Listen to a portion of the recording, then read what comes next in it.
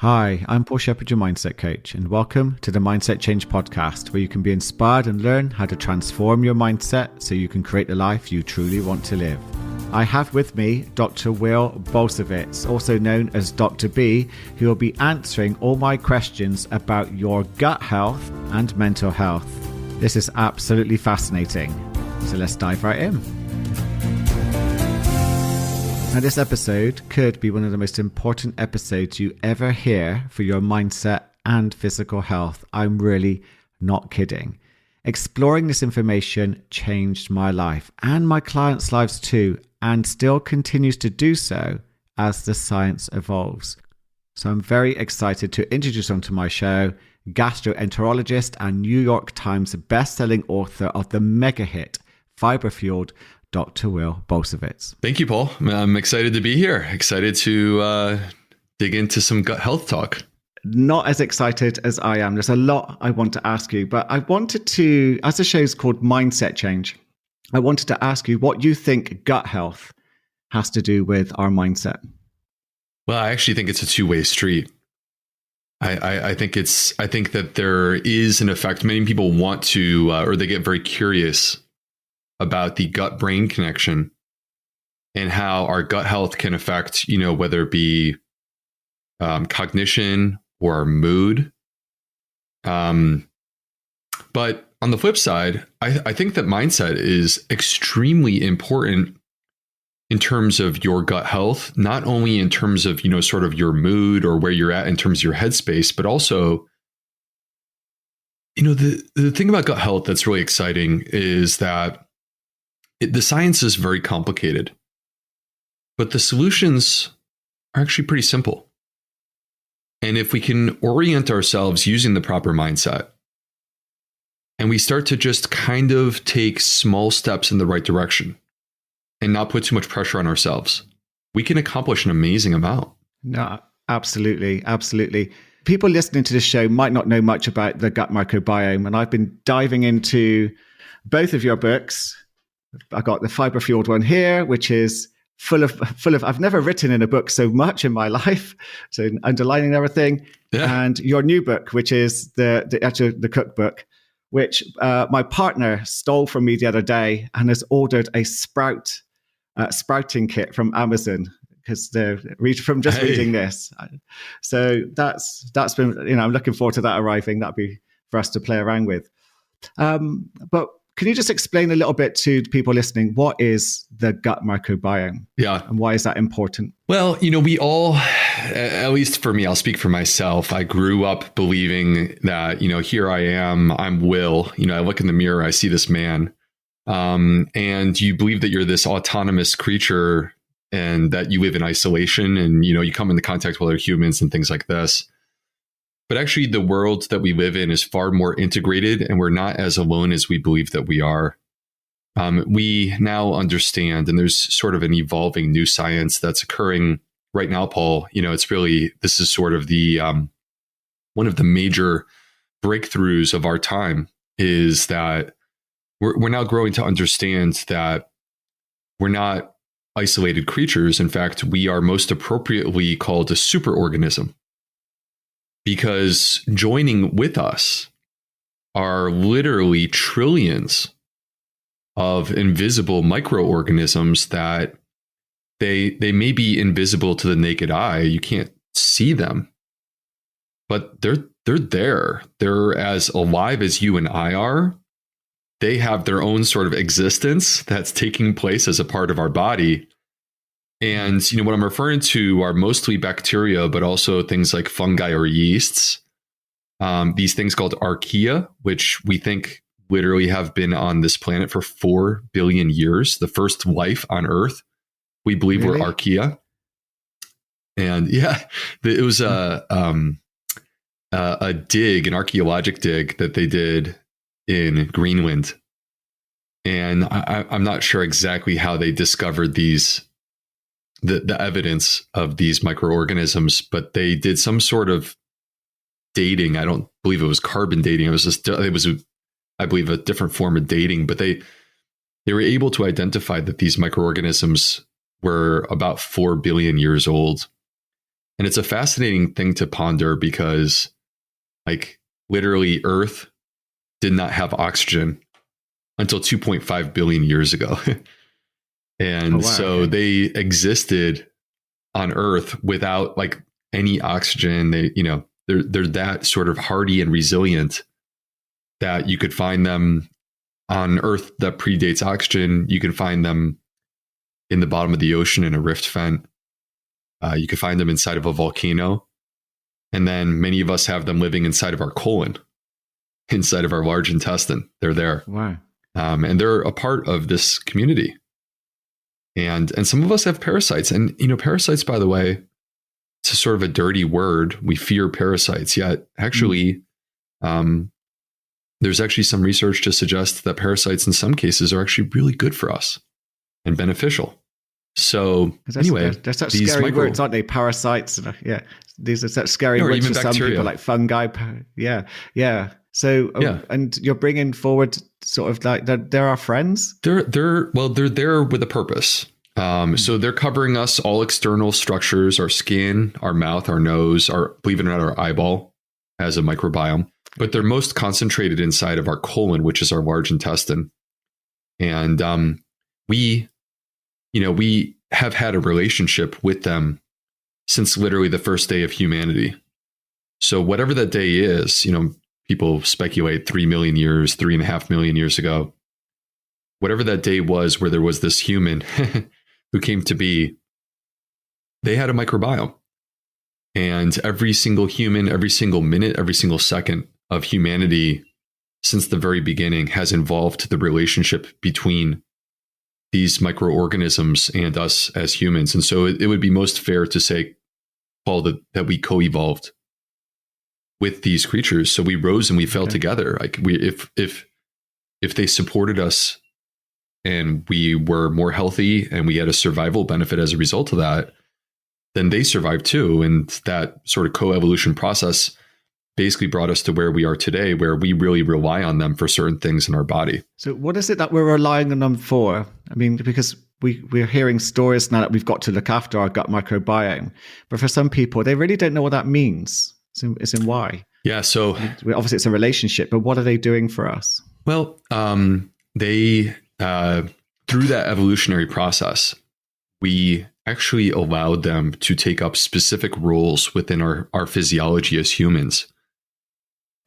in a way that's so powerful that I would actually make the argument that it's impossible to be a healthy human without your gut microbiome. And so the most clearly representative way in which they're helping us is with digestion. There are foods like, for example, dietary fibre that we as humans are unable to process with our native digestive enzymes. And yet these microorganisms, they have the enzymes that we lack. In fact, not only do they have these enzymes, I'm making it sound like there's a couple dozen of them. Actually, estimates are that they have about 60,000 unique enzymes that they're able to contribute to our digestive process. So digestion, but then you can see that they are very relevant to our metabolism, our immune system, our hormones, our mood, our brain health, even our energy levels or the expression of our genetic code. And you run through this list, and as a medical doctor, I sit there and I say, gosh, like this is pretty much everything that matters for human health. And this is not to say that they are the only thing that matters. That's not true. But they are a very relevant part of this equation that makes us human. And they're not even human, nor are they a part of our body. It's quite fascinating to consider. The gut has a huge impact on our mental health, with 90% of serotonin created in the gut. How is it made and what's its role? The vast majority of the serotonin in our body is produced by our gut microbes. And it's quite fascinating to ponder. Serotonin, for those who are not familiar, is the happy hormone. So it affects our mood. If you were treating a person for depression, major depression, I, as a medical doctor, might prescribe what's called a serotonin reuptake inhibitor. And this serotonin reuptake inhibitor will boost serotonin levels in the brain. And this is how you help people overcome their depression with medication. But serotonin also affects our energy levels. It affects our ability to focus. And in the gut, serotonin is actually involved in establishing the rhythm of our body. So our digestive process obviously has a rhythm, as evidenced by the fact that many of us will have a bowel movement around the same time every day. And the rhythm involves the motility or the movement of the intestines as they're sort of working things through. And serotonin turns out to be a really critical piece of this, almost like, you're beating the drum. These microbes are beating the drum when they're releasing serotonin.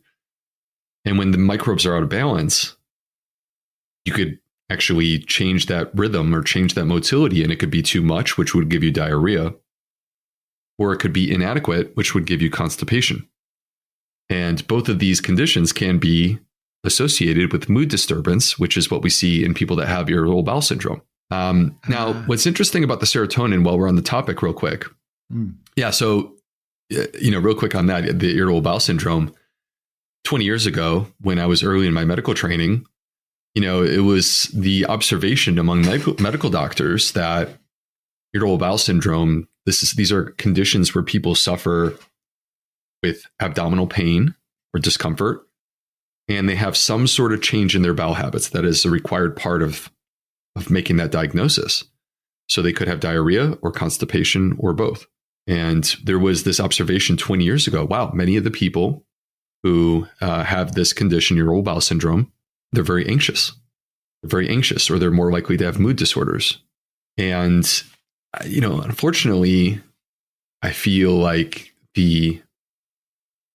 at least where we were 20 years ago in terms of our understanding of mood disorders, it was almost like assigning blame to the patient. These people, they're so anxious.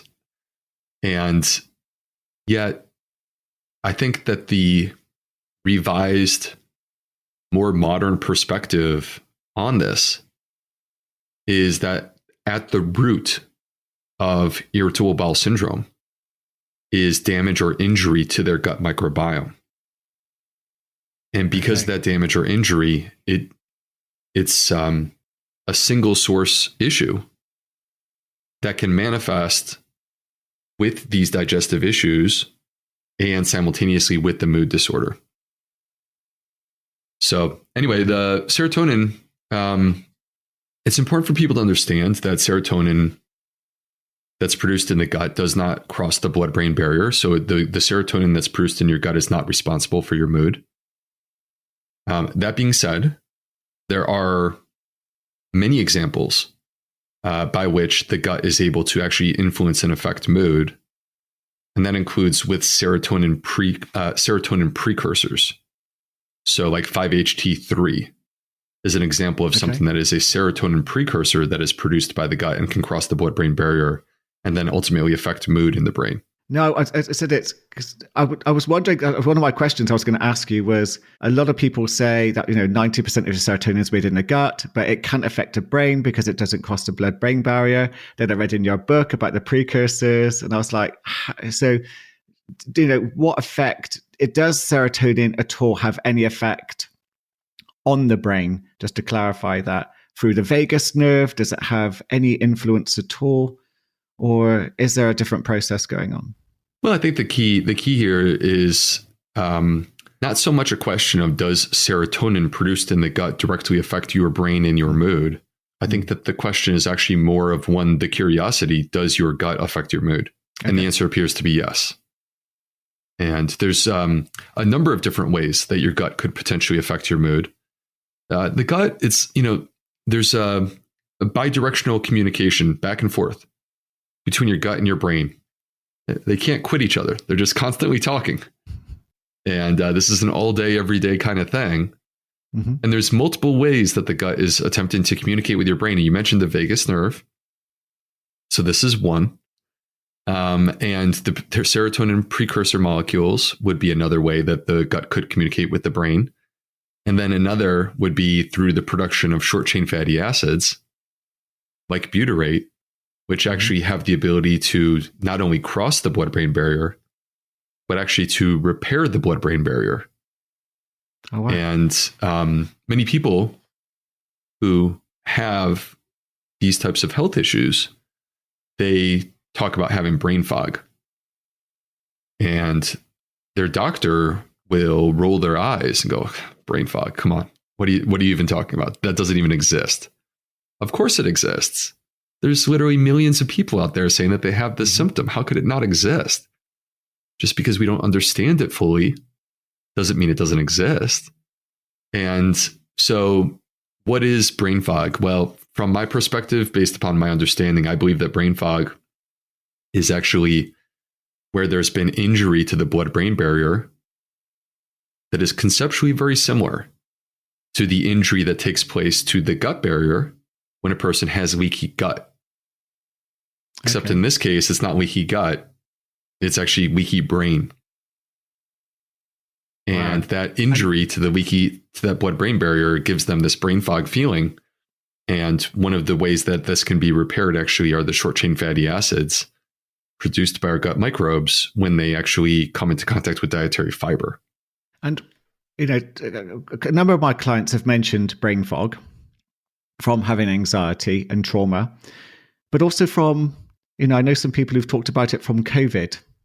And I know that you've recently mentioned on a couple of episodes that I've been listening to when I was doing some research that the brain fog from COVID may be linked to a lack of dietary fiber. Is that correct? Or what's your take on that? Well, I think you start with what, so I would not make the argument that dietary fiber or the absence of dietary fiber is responsible for example, the pandemic. That isn't the way that I would really frame it. But we have a pandemic. We have a virus that is spreading, literally across the globe, and and then it repeats and recycles itself in a new variant.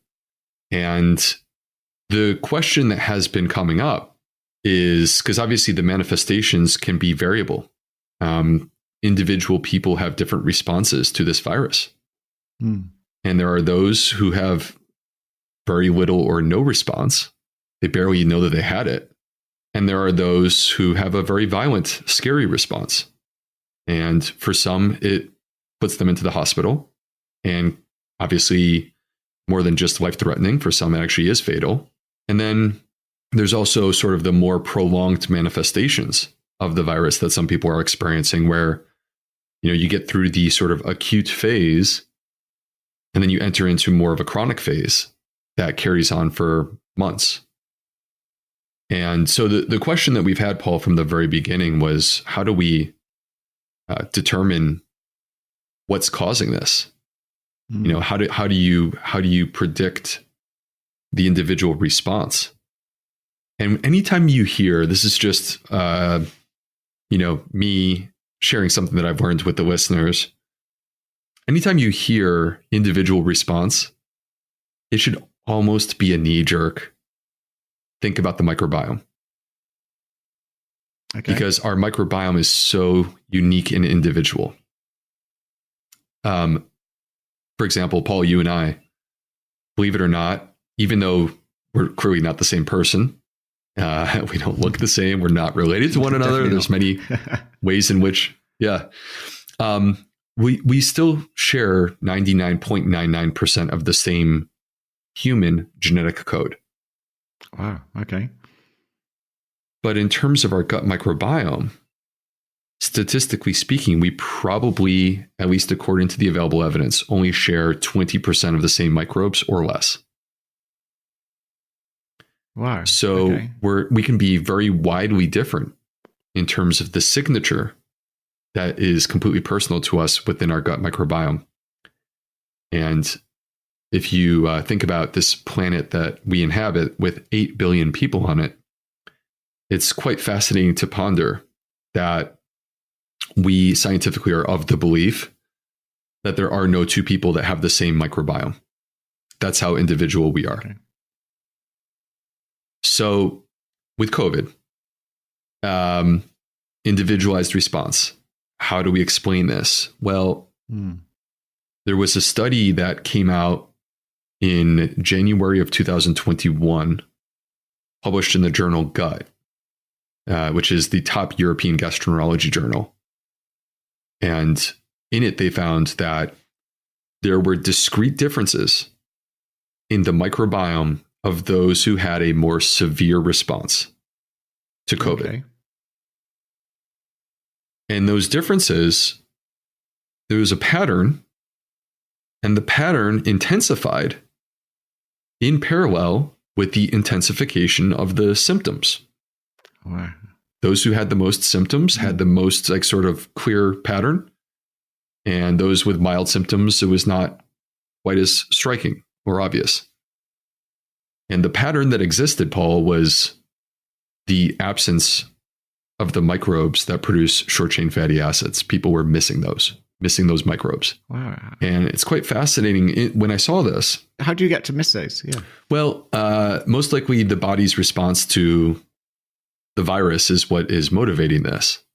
Okay. And that could be the virus itself, or it could be our own inflammation, or it could be both. But those are the most likely ways in which this change or pattern starts to take place. And when I saw this, I thought it was quite fascinating because I had previously seen data in animals, not in humans, where they actually would infect the animal, it was a mouse, infect the mouse with a respiratory virus. And they fed the mice, either a high fiber diet or a low fiber diet. And they found that the mice that were being fed the high fiber diet were actually surviving better and had less symptoms from this respiratory virus. And so the scientists, this is, by the way, this study that I'm referring to right now predates COVID. The scientists who were looking at this, they were surprised because they thought, oh, well, fiber is anti-inflammatory. And you need inflammation to clear the virus. So wouldn't they be at risk for worse results? And the answer was the opposite. So they did a deeper dive. And what they found when they did this deeper dive is that the high fiber diet was, here's the sort of sequence of events. Fiber comes into contact with microbes inside the mouse's intestines. Those microbes digest the fiber and they release these short chain fatty acids like butyrate. And the butyrate actually enters into the bloodstream and is able to manipulate the immune system. And what they discovered is that the immune system became more targeted towards clearing this virus.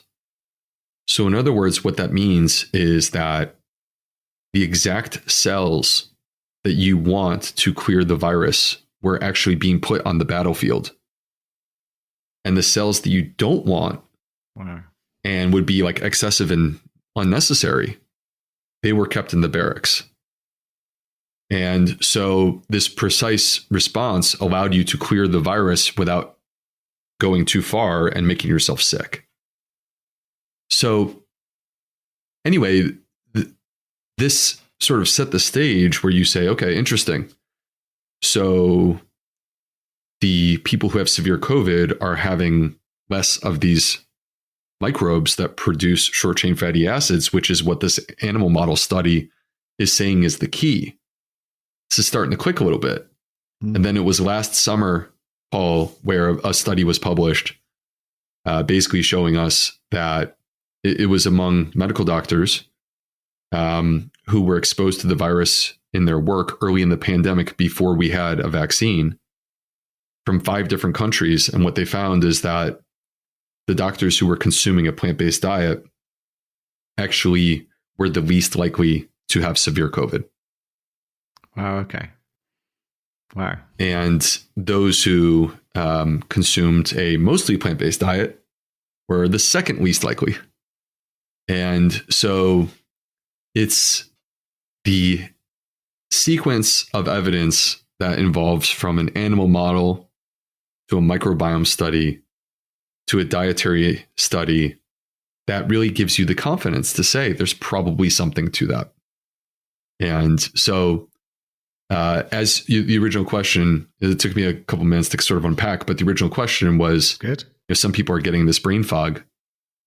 And why is that? And what it appears is that the manifestation of symptoms that you receive is distinct and personal, and probably at least in part motivated by your microbiome, but that you can reduce your risk, perhaps, by consuming a more plant-based diet. And when I say plant-based, by the way, I don't mean necessarily a vegan diet. I just mean an orientation towards more plants, more fiber. And so, of course, there's going to be anecdotes. There's going to be people who go, but I ate a perfect diet and I got sick. And again, this is not a perfect thing or a silver bullet. These are just ways to reduce risk. Yeah. I think people listening to this might be thinking, so if I just rush out and change over to a plant-based diet, then I'm going to be okay? Would that be is that the magic bullet? I don't believe it's the magic bullet. I do believe that there's value to changing to a plant-based diet. And again, by plant-based, I mean it in a very inclusive way, not an exclusively plant-based diet necessarily, but meaning that you are eating predominantly plants. And so I don't want to go so far as to make false promises and tell you that this is a magic bullet.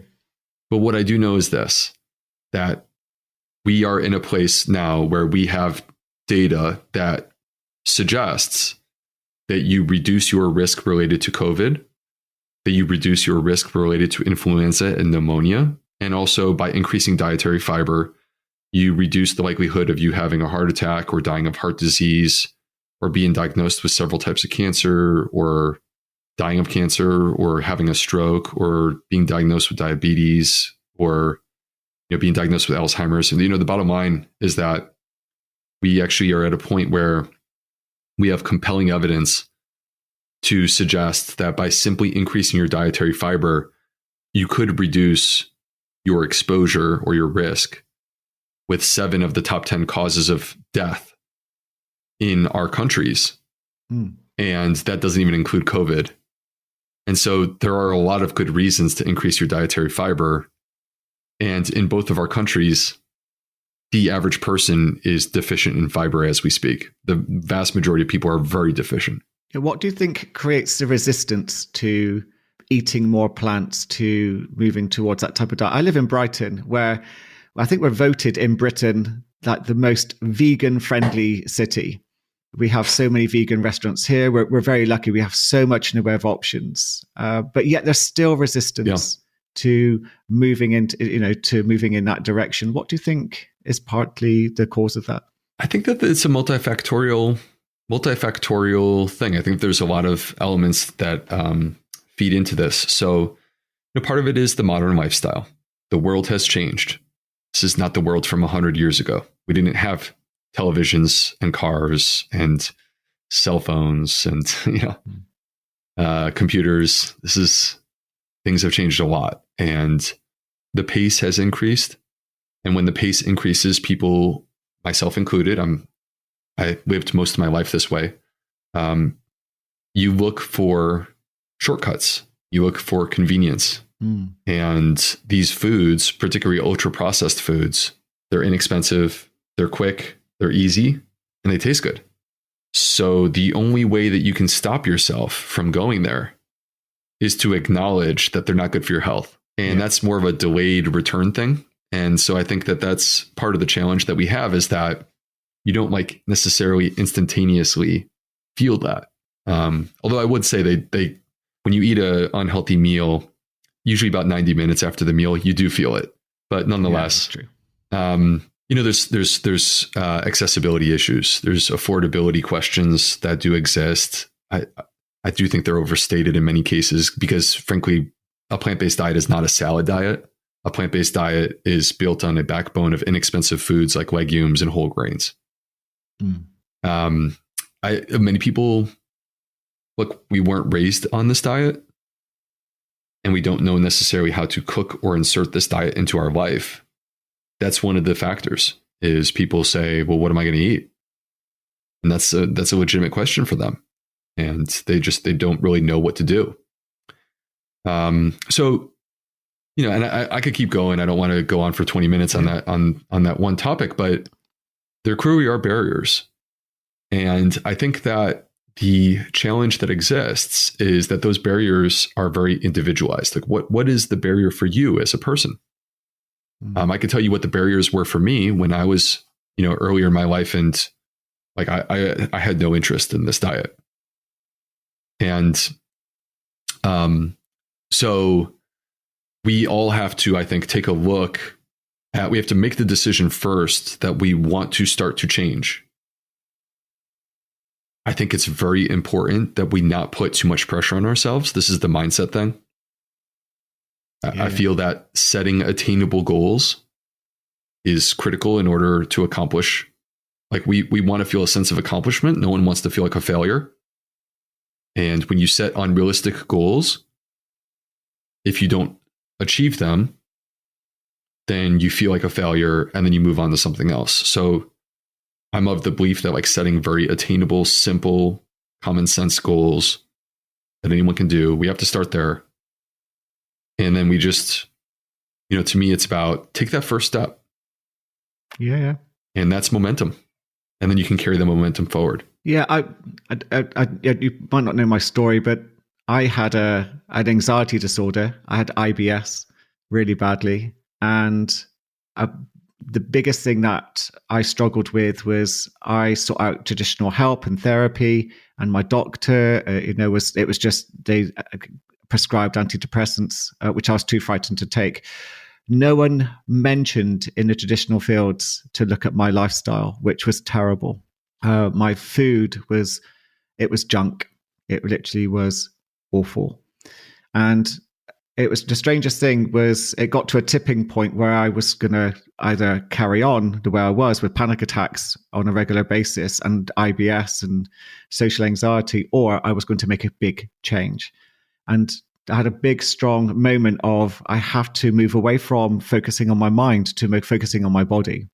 So I moved towards eating better and learning how to breathe properly. There's a whole variety of things working holistically. But what was interesting was my anxiety began to die away. And that was a shock for me because I thought I was only going to get better originally if I addressed what traditional therapy or antidepressants were going to focus on. I didn't know I was going to get better from looking after myself in a different way, like not drinking caffeine all day and sleeping better. I didn't know much about, there's no information about the gut microbiome back then. But reading your book and the research I've been doing for a while now has given me an idea of what actually might have begun to change in that time. Yeah, that's amazing. I love hearing that. I have no doubt that those changes are the reason why you were able to elevate your health and, rise the tide on your mood. And also, I'm sure other elements of your body that improved from a health perspective. My story is not very different. About 10 years ago, I was in my early 30s and I was existing in my medical training, very rigorous medical training. I was existing on a junk food, fast food diet. And I, found myself 20 kilos overweight. And I was metabolically out of balance, high blood pressure, high cholesterol, but also my mood was just horrible. I mean, it's just not in a good place and extremely anxious. No actual panic attacks, but a lot of anxiety. And I was very depressed. And I literally was in a place where I just wanted to curl up under a blanket in a dark room and be left alone. That's kind of where I was at. And hard to describe, but I kind of felt like the world, this is, I think, bizarre to people who haven't experienced this, but for people who have, they can relate. It felt like the world was in shades of blue or gray to me. Wow. And so I, much like you, needed a way to fix this. And I didn't actually believe in the things that I was taught in my own medical training, even though my medical training was at great American hospitals. because they were the pills and the procedures that you were referring to. So actually, I tried to exercise my way out of it, and it didn't work.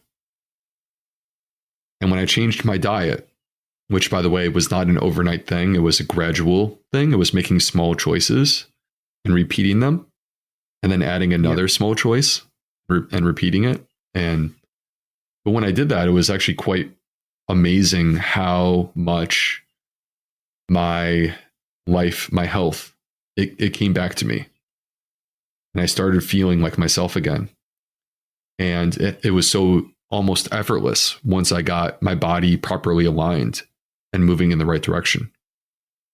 And at least from my perspective, that's really what has inspired me to do all the things that I now do. Because I believe that if, as a medical doctor, you or any healthcare practitioner, if you care about your patients, then once you discover something that you know for a fact can be life-changing, how could you possibly sit in a room and look a person in the eye that you care about and not give that to them? And that's what really changed for me. So I became inspired to do work that included diet and lifestyle as a part of everything that I was doing, in addition to my conventional sort of medical training. No, I listened to an interview where you were talking about this a little bit. And as a holistic practitioner, the 4 key areas that I focus on is mind, body, heart, and purpose. I believe if you look after all of those, then you're going to be in a much better place than you would be if you just focused on the mind or if you just over-focused on the body. And you mentioned that you're aware that trauma has an impact on the gut microbiome, and that you introduced that into your work as well to some degree. And I wanted to, and that made me think, wow, it's so nice to hear of someone in a medical field having that awareness, because it's holistic, isn't it? You're looking at the bigger picture. And I really do think that's missing. I just wanted to ask you, how did you get to that point where you understood how trauma was affecting the gut that way? I think it was a little bit of serendipity. This is a massively important topic. And I honestly believe that the greatest moments of healing in my work as a doctor have been the result of this. Because there's a lot of people out there who will tell you that you need to change your diet. And it's a pretty common sense thing. But there's not as many people who have made this connection between the physical manifestation of disease and what may be present in your mind, whether it's your conscious or your non-conscious mind. And these connections really started in my work. So my gastroenterology fellowship, the 4 years that I spent training to be a specialist, was at the University of North Carolina, which in my field in the US is commonly accepted as, if not the number 1 program, it's widely accepted as one of the top 3. And I had a mentor that I worked with. His name was Doug Drossman. And Doug Drossman, actually, if you look at the diagnosis of irritable bowel syndrome and where this came from, you will find this name, Doug Drossman, because he wrote the book. It's called the Rome Criteria, and I believe it's either in its 4th or its 5th edition.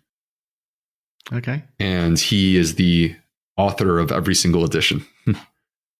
So anyway, I was working with him, and he had a quite fascinating clinic, because in the US, a GI doctor will take at the most 15 minutes per patient.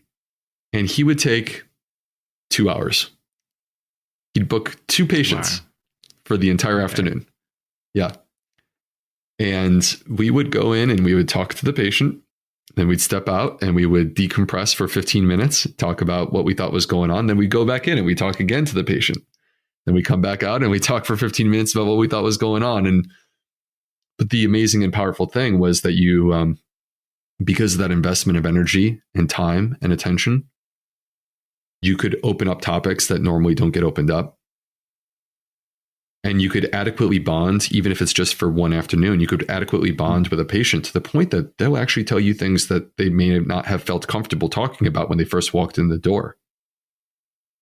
And what we found, and what he has described in his research throughout his career, is that the people, particularly with digestive disorders, the people who are suffering the most are the ones who there's some sort of trauma that is negatively affecting them.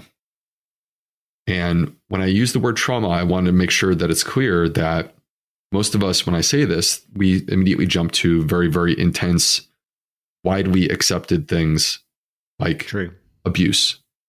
Yeah. But trauma comes in many forms, and it is not defined by you or I. It is defined by the individual person.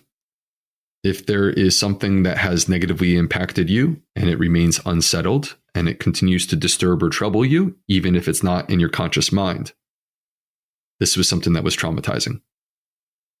And then it's quite interesting to consider what we now understand about human physiology and how this all works. Because when we're exposed to stress, pretend that you have to walk on stage, you're scared of public speaking and there's 5,000 people waiting for you to talk. Yeah. That stress will often manifest in our gut. And it may start off as like a little knot or nausea.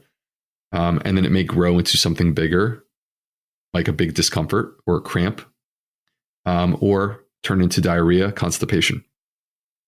Well, there's actually a physiologic explanation for what's happening there. When we experience fear or stress, the brain will actually activate the pituitary gland and release a hormone called corticotropin releasing hormone, or CRH. And this CRH is actually intended to be our normal stress response and activates certain pathways in our body. And in certain scenarios, this is good for us. We need this. But there is a consequence. And if you follow it downstream, what you discover is that the CRH, the consequence is that it actually causes injury to your gut. And this is the reason why acute stress, we will manifest it in our digestive system, because that acute stress is actually perturbing our gut microbiome, like in that acute setting.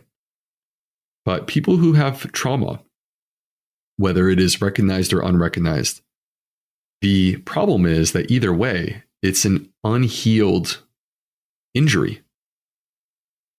And that injury emits constant stress.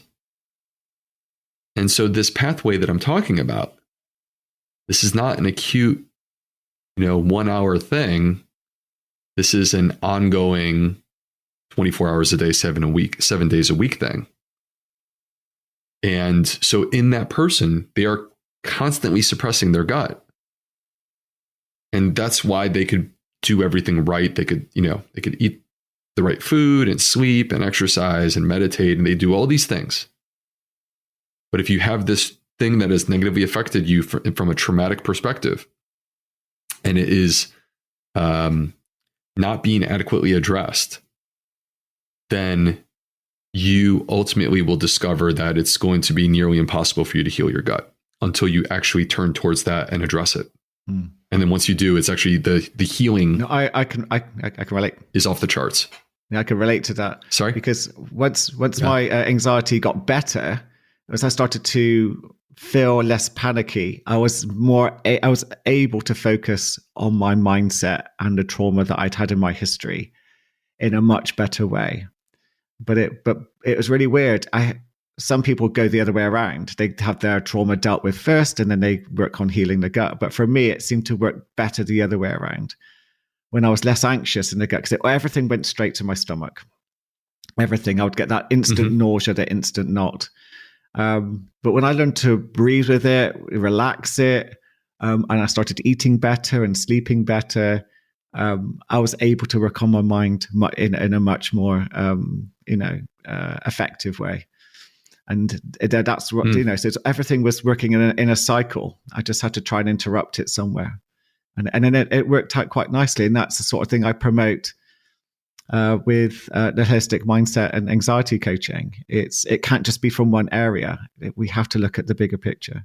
Well, if one thing is affecting the other thing, if these things are intertwined and they are inseparable, then you can address one part of it, but yet continue to have a problem because the other part of it is ongoing. Absolutely. And so this is where I like to think of it as like rising the tide on your health, where when you address all of these things, it's like quite remarkable what healing is possible. Well, that's what I've seen with clients. They're shocked. They're like, wow, and they know this stuff. A lot of them will say to me, okay, so I kind of knew that I should be eating better and I'm feeling better now that I am. So we kind of know this stuff, but there's sometimes a resistance, or I think we sometimes listen to our past conditioning that keeps us held in a maybe more of a negative place. But it's nice to see people beginning to look after themselves as a whole. And that's how they begin to improve. And you mentioned the tiny steps with your diet. I'm a big fan of BJ Fogg's Tiny Habits book. I talk about it quite a lot. And it's a very effective way of creating powerful changes. You don't have to go jumping straight into a huge fiber-based, plant-based diet, which I think I'm going to ask you about that in a minute, because I made the mistake of doing that at one point. But those tiny little steps can make a big difference, just to make it easier and more natural for your brain to adapt. Yeah, I think you're right. And I think the other thing is that this is not a sprint. This is a marathon. And so you are far better off making those small, like almost trivial changes, but actually that they're sustainable. You're far better off doing that than whipping your body in different directions as you like desperately try to find a quick fix. Absolutely. So the mistake I made was I've gone vegan and vegetarian before, and my stomach just went, no, that's not happening. From your literature and other pieces I've discovered, I made a cracking mistake. Can you explain what was probably happening by me just jumping into a high fiber, lots of chickpeas and legumes and bits and pieces? It didn't work out so well with me bloating, gassing, or that sort of things. Yeah, and I'm not surprised. that's what often happens. That's what often happens when people quickly modify their diet, and they're outpacing their body's ability to adapt to what they're doing. So you have to understand that these gut microbes that we've been talking about, first of all, your diet has a massive impact on those gut microbes. So the dietary choices that you've made over the last, let's call it 3 months, roughly, are reflected in your gut microbes. If you tell me what a person eats, I can tell you what their gut microbiome looks like. If you show me their gut microbiome, I can tell you what you've been eating over the last couple of months. Wow. All right. So you are adapted to whatever it is that you are eating. And if you change your diet, what's exciting is that your gut microbes will actually start to shift within 24 hours. You already see changes taking place within 24 hours after a dietary change. But your gut microbes, they deserve an opportunity to adjust to what you are doing. And the bigger the shift is, the less likely they will be capable of actually keeping up with the change that you have asked them to make. So it's just a little bit too much, too hard, too fast. And then you suffer because you say, oh, I can't tolerate this diet. This diet is not for me. And then you back out, or you move in a different direction. The issue was never that the diet is not for you. The issue was the implementation was too quick. And that in order to properly implement our diet, I always say start low and go slow. And essentially what that means is that much like going to the gym, your gut is like a muscle. It can be trained. It can be fortified and made stronger. It's capable of doing things you didn't think you were capable of doing. But in order to get there, you have to be systematic in your process. You would never go to the gym on the first day and lift the heaviest weight in the gym. you would go and you would start with what you're actually capable of doing. And then you would come back 2 or 3 days later and do it again, but slightly more, just a little bit. And that's the way it should be with our gut, is start with what you're actually capable of handling and then slowly increase over time. And again, it's not about getting to the end point as quickly as possible. Instead, it's about having a process that gets you to the end point. And it doesn't matter when that happens. It just matters that it's going to happen. Yeah, that's what I like about your literature. It really does talk about training your gut. Yeah, your gut, I think it's quite important for us to think about the gut in the same way that we think about exercise, because this takes away the sort of, hey, I'm not really sure what happened there, but I didn't feel well. If you can just understand this process and use the exercise analogy and apply it to your gut, then it really starts to, in an accurate way, frame these different things that we can experience. Again, like no human being in their right mind would wake up and just roll out of bed and run a marathon. You would hurt yourself.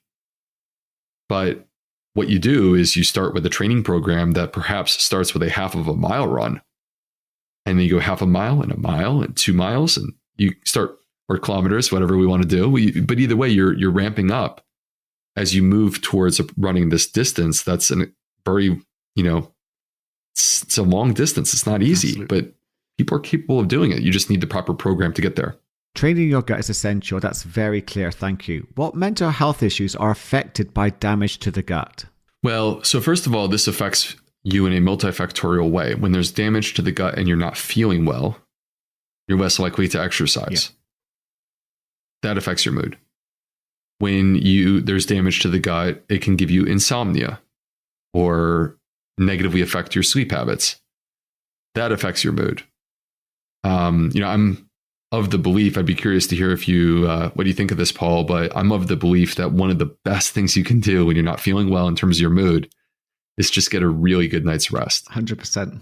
And I don't want to call it a silver bullet, but I do think it's important. But it's something that people fight against. I think we're the only species on the planet that messes around with our sleep patterns. And I've only recently discovered that our gut microbiome has a circadian rhythm. Yeah, it does. Our gut microbiome clearly has a circadian rhythm. That's because it's made up of 38 trillion living microorganisms. And just like we have a circadian rhythm, so do they. And this is where the idea of,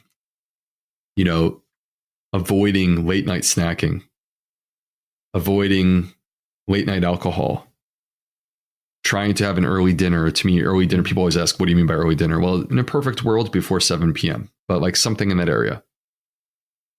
And giving your body a rest or a break. And people refer to this as intermittent fasting or time restricted eating.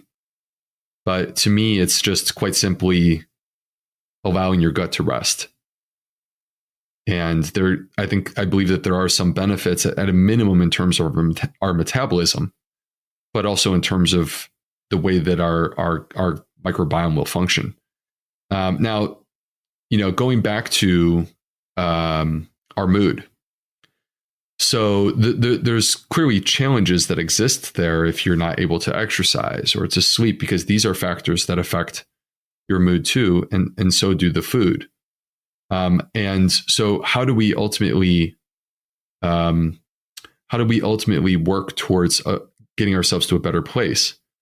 It really comes back to what we have been talking about during this hour: setting realistic goals, realistic expectations. You don't need to go and run. You can walk. True. And it's actually quite shocking how powerful a 30-minute walk can be. 100%. Right.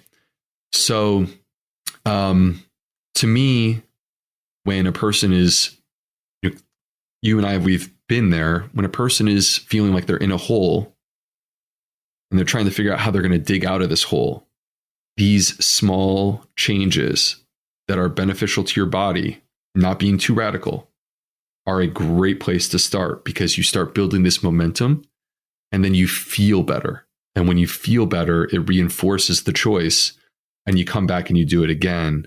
And then you start to level up over time. No, I totally agree with you. Do you think there's the rise of anxiety? We're seeing a rise of anxiety and depression with more pills being pumped out to these people instead of addressing the root causes. Do you think that's a big part of that to play, is the change in our Western diet, especially, it seems to be getting worse for some people for whatever reason. The economy is changing. We have an inflation issue here in the UK. I'm not sure what's happening in the States. But do you think this is all part and parcel of what's... We have huge inflation issue. Do you think that's all part and parcel of increasing, the gut microbiome issue with health? So first of all, the gut microbiome, there's so many different ways that we have discovered that your lifestyle ultimately impacts your gut microbiome. It's not just a food thing. It's so much more than that. And so, some of the things that we've been talking about, disrupted sleep, lack of exercise, your dietary choices, stress. Do you feel connected to the people in your life, right? Do you have something that's traumatizing you? Every single one of these factors ultimately comes back and can affect your gut. There's many ways that our life has changed, but what we do know is that, for example, social media makes us feel isolated and alone. It's not the same as you and I sitting down and being at a table together and having a conversation and looking one another in the eye. It's not the same. And the access to information that we have makes us perceive threats constantly. And it's not a coincidence that our news agencies, and I know this is not just an American thing, I'm quite sure that this is happening in the UK, that our news agencies, they are emotionally manipulating us, because when they tap into our emotion in a way that makes us feel some sort of threat or some sort of, oh, what's going on here? We click. I need to know more. Click. What's going on? Click. And you actually then expose yourself to something that can be anxiety provoking in and of itself. They provide low hope, don't they? It's that misery. Well, yeah, I don't see a lot of stories that are uplifting these days. No. Right. And I do see a lot that, frankly, neither I nor you nor the listener at home really have control over. Right. If it's completely out of your control, but it disturbs you. It's hard to get into this without sounding political in some sort of way. But I'm quite sure, knowing where we're coming from, that the majority of us in February, when things were happening in the Ukraine, it's very disturbing. Remains very disturbing. And that's stress. That I'm not saying we just ignore it and pretend it's not happening. But the access to information that we have in 2022 is very different than 100 years ago, where we would have been lucky to even get a telegram. Absolutely. To tell us that something's going on, or we would read it in the newspaper that we get once a week, right? Now it's 24 hours. So it's just it's a heightened level of intensity. Yeah, it's 24 hours. Right now it's Twitter. Yeah. Within 2 minutes. So, and then there's these other elements where technology and the interaction with, so do I think it's our food? Absolutely. But I think there's these other elements, think about this. 20 years ago, we were using flip phones. There was no such thing as the computer in your hand type of phone and smartphones. And now we're addicted to these things and we're on them all day long. And it's 10:30 at night and you're refreshing your Instagram and this bright light is reflecting off the back of your retina. And it's actually suppressing your melatonin release. Yeah. And melatonin is a sleep hormone. And we need it for good, not only high quality sleep, it affects our gut, right? This is the type of stuff. It's look at how much our life has changed. And I'm not saying that I'm going to give up my car and go and live in the woods. I'm not saying that.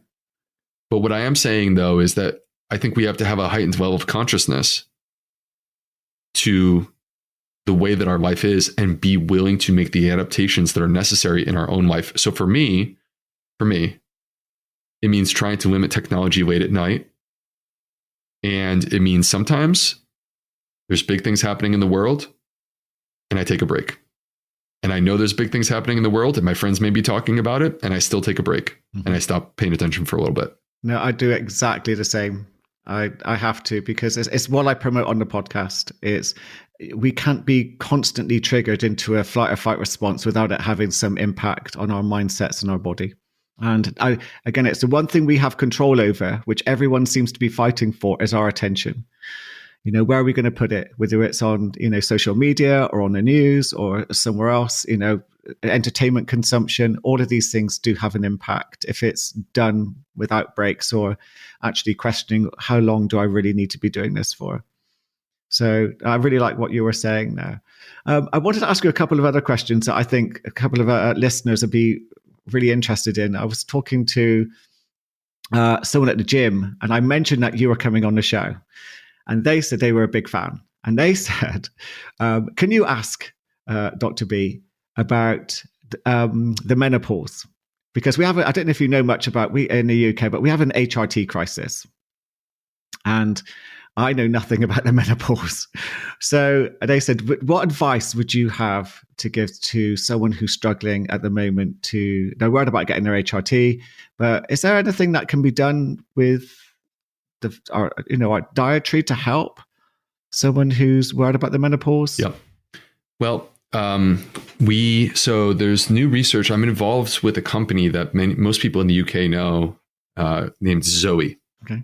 And Zoe ran the COVID symptom study that had 4 million people across the UK who participated, and were led on the science side by Professor Tim Spector from King's College. And so I'm actually the US medical director for Zoe. I've been working with Zoe since 2020. I use the app. And have been on their scientific advisory board. The app? Yeah, I use the app. It gets sent me a message every day. So what's your status? Yeah. Oh, really? Okay, cool. Perfect. Yeah. So, and, using actually using that app and using some of the other studies that we're doing, because we're a very academically oriented company. So, which is what I love about it. And, this is how you see people from King's and Harvard and Stanford, like we've all come together as a part of this initiative, this mission. But we actually have just touched the surface of studying menopause. And we're just getting started. Okay. But we have become very interested because we have a lot of users that are women between the ages of 45 and 60. And it's, Paul, so it's quite shocking how little research is done on this topic. Really? Recognizing that half of the world are women and the other half are people that love women. Like, we want happy women. What's going on? We want healthy women. And it's, what's going on? Why are we not studying this? And this is beyond menopause. This gets back to disparities in health research, and, inadequate effort to orient towards women health related issues. Perhaps going back to an older tradition of mostly men dominating the health field. So thankfully that is starting to shift and change, and we're having more equal gender representation. But nonetheless, what we have found specifically with menopause is that dietary choices do make a difference. And when people eat a cleaner, higher quality diet, which to me, a clean diet really means an orientation towards more plants, we do discover that they experience less of these menopause type symptoms. And so we're going to do more. We have more that's going to be coming down the pipe, but this was just the very beginning. You can search my colleagues, Professor Sarah Berry. She's from King's also. And she's one of our scientific leaders at Zoe. And she has been out talking about this and our new research findings. So for people who are interested, you could look more into that. Excellent. Thank you for that. And another question, because someone else asked me, ADHD seems to be rising. I know TikTok's been blamed for it, from misdiagnosing, etc. But is our diet responsible for the lack of attention? And we could put it down to phones and screens and things, but is our diet to be to blame for this too?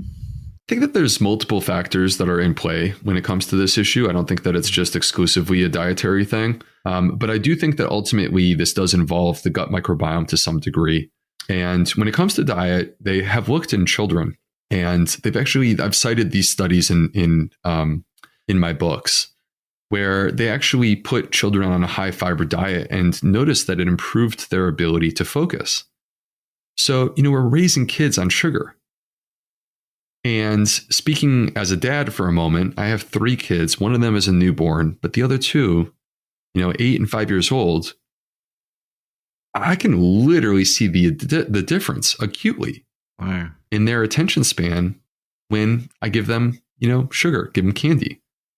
So, from my perspective, I think that there's multiple potential factors, but I think diet is a part of the story. Wow. Okay. So, Dr. B, one question that I've been pondering about a gut microbiome is we have seasonal diets, which, due to obviously the seasons. But I wanted to ask you, do we have a seasonal gut microbiota? Does that change throughout the year? It's interesting. So there is evidence that it does change and evolve with the seasons. The study that was done was looking at a tribe of modern day hunters and gatherers that exist in Tanzania. They're called the Hadza. And they basically tracked their microbiome as it evolved throughout the year, recognizing like the Hadza, again, they're hunters and gatherers. So there's no agriculture. They are not going to the supermarket. So like they're foraging and they're hunting. And what they discovered is that when certain things came into season, their gut microbiome actually became more capable of processing and digesting those foods. Now, some people will ask, well, does that mean that the gut was like prepared to process and digest those foods because they were starting to grow that season? Meaning like, whether you eat the food or not, would your gut microbiome cycle in this way? And the answer from my perspective is I don't believe that's the case. I think that what's happening is that our gut, again, adapts to whatever the choices are that we make. So when something becomes available, whether it's in season or it's just something that we start to eat and we haven't been eating, your gut will adapt to that and it will become more capable of processing it, which is quite interesting. Yeah, I always wondered because, again, I was looking at some people's moods begin to change, and we class it down to changes in sunlight and vitamin D maybe. But again, I was wondering if the gut microbiota got worse during the winter or better. Because we change our diets quite a lot when it gets towards sort of festive periods, etc. So that's what the thinking was behind that. Well, it's an interesting thing. Yeah. So like seasonal affective disorder, right? Yeah. Seasonal affective disorder. And is there a connection to our gut health?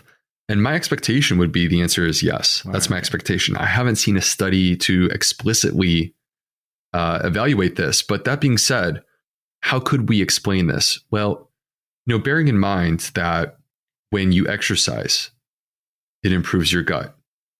When you spend time outdoors, it improves your gut. Exposure to sunlight improves your gut. Exposure to other microbes like non-sterile environments. Because bearing in mind that everything that's alive has microbes on it, not just us. The trees, the leaves, the flowers. So when the weather is nice, we exercise and we are outdoors. And, we're coming into contact with these microbes and we're getting sunlight and we're happy because we're more socially connected. So there's a lot of potential reasons to explain why seasonal affective disorder could be there. No, it's absolutely fascinating. I've always wondered, what changes in our body as we begin to move into different seasons. So another thing that people are going to want me to ask is it? You talked about probiotics a lot in other interviews. So I kind of know the answer to this, but I just wanted to hear what you had to say. People often think, jumping onto the probiotic bandwagon, that's going to solve my issue because there are certain strains which are going, if you take this strain like Lactobacillus rhamnosus, that will solve my anxiety issue, or it will help to some degree. So they're even been called psychobiotics. What are your thoughts on those bacteria strains and that are being touted as anxiety cures or helpful? Is a probiotic the answer? It could be part of the answer, but we shouldn't fall for the marketing hype that would lead us to believe that it is the sole answer and it is a silver bullet. Okay. I don't believe that is the case. I think that when it comes to, for example, addressing a mood disorder or healing your gut, you can't just take a supplement and expect that it's going to fix all your problems. It's not that easy. And the challenge with probiotics is that you have we mentioned this earlier, you have a very unique microbiome. There's no one on the planet with a microbiome like you. So it's not like the same thing for you to take that probiotic as it would be for me to take that probiotic. Okay. We're both individual. Our response will be individual and the effect will be individual. So we will have to see. And that's where, to me, it becomes a trial and error thing. Is there a role for probiotics or for supplements? Yes, but it should not be the first thing that we reach for. Okay. Diet and lifestyle should come first. We should do what we can with that. And then when it comes to evaluating these probiotics, if you take it and it gives you the benefit that you are looking for, that's a win. If you take it and you don't notice any benefit to it, why are you taking it? That's the way that we need to evaluate these things. That's great advice. Your Instagram, the Gut Health MD, is absolute gold, and your website has a lot of helpful information on it. But where can people find you? I'll put the details in the show notes. Well, I think there's multiple points of entry depending on the individual person and what you're looking for.